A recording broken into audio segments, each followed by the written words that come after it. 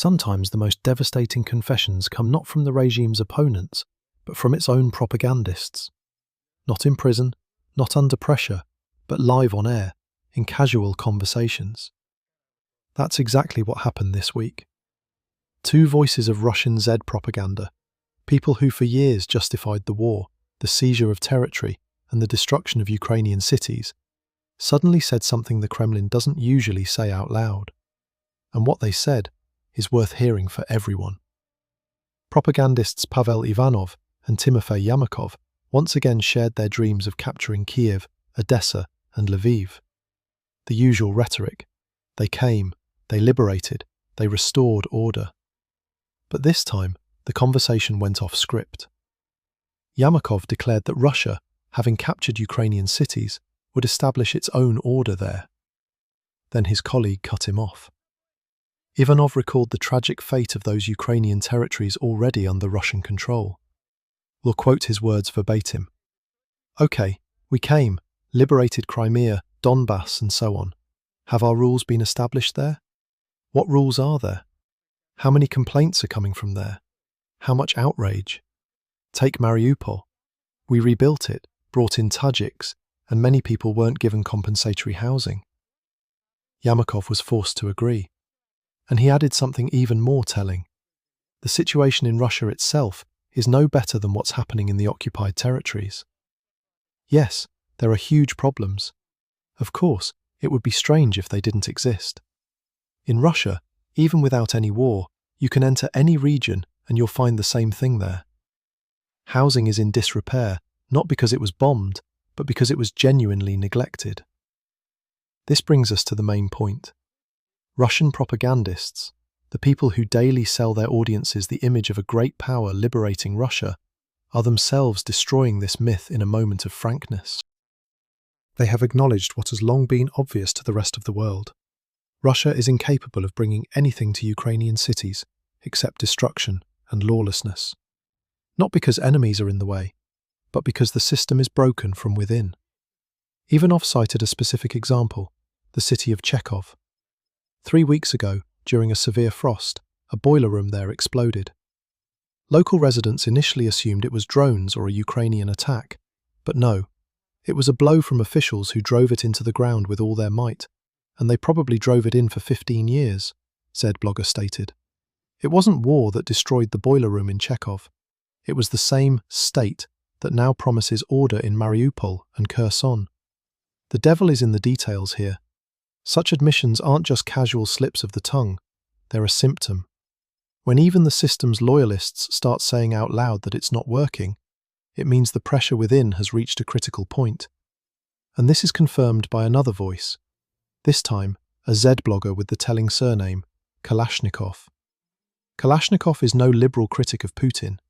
He is a man who has supported the Kremlin's policies for years. And that's precisely why his words strike like a bolt from the blue.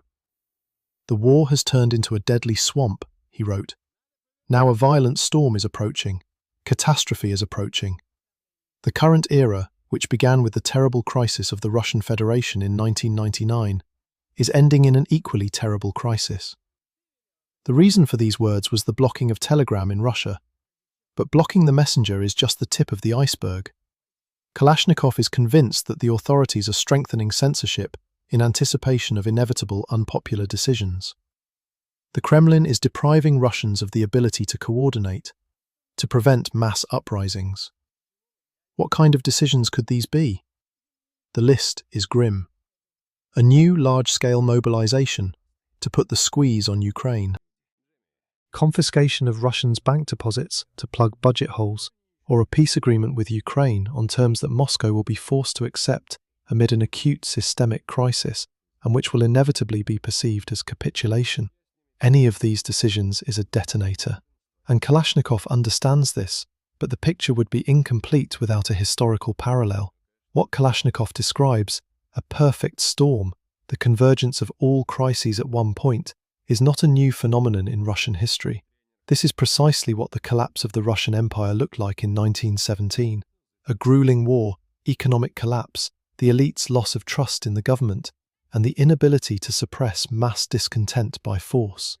This is precisely what the collapse of the USSR looked like in 1991, a systemic crisis of governance, ethnic contradictions, and a moment when the security forces refused to shoot their own citizens. Kalashnikov directly cites both precedents. He writes that Russia risks repeating the fate of the Russian Empire or the Soviet Union, and the psychology of the moment is important here. Why is the Kremlin blocking Telegram now? Because the authorities are afraid. Not of an external enemy, but of their own people. Telegram in Russia is more than just a messenger.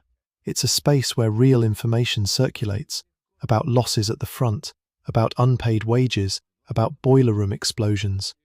It's a coordination tool that, in 2011, enabled hundreds of thousands of people to take to the streets of Moscow against election fraud.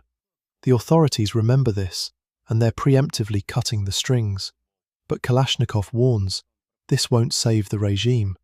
If the economy collapses, shutting down Telegram and all communications won't help. Both the elite and the security forces will begin to disintegrate. This is a key observation. History shows that repressive regimes collapse not when the people stop being afraid, but when the security forces stop obeying.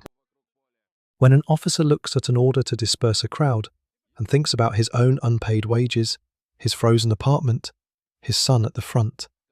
This is precisely the combination described by both sources, propagandists Ivanov and Yamakov and Z-blogger Kalashnikov. From different angles, in different words, but the same thing. The system isn't working. The country can't fix the boiler room in Chekhov. The country can't provide compensatory housing in Mariupol. The country blocks messaging apps instead of solving problems. And yet, it continues the war, which has become, in the words of the regime loyalist himself, a deadly swamp. 2026 is becoming the year when the masks fall, one after another. And the most astonishing thing is that they are not being torn off by Putin's enemies. They are being torn off by the people who have been wearing these masks for decades. Tell us in the comments, do you believe the perfect storm Kalashnikov warns of will actually occur? Or will the Kremlin once again succeed in suppressing the wave? Subscribe to the channel. Here they say what others keep silent about.